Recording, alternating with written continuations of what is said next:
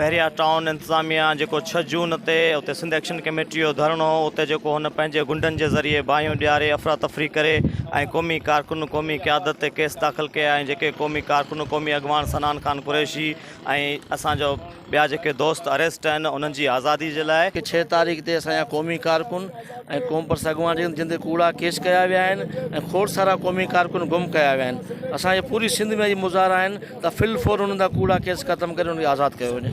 सनान खान कुरैशी इलाही खोड़ सारा अॻवान जिन जे नाले जी लिस्टनि जी ख़बर कोन्हे जेके नामालूम जॻहियुनि ते उन्हनि मुंतक़िल कया आहिनि।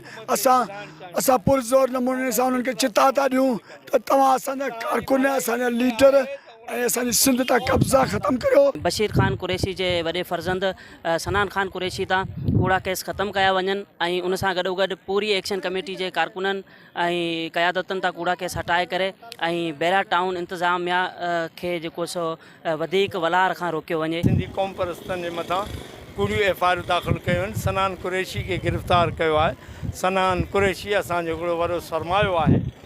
असीं चऊं था चिता ॾियूं था गवर्नमेंट खे ॿुधायूं था त हिननि सभिनी सिंधी कारकुननि खे फौरी आज़ादु कयो वञे।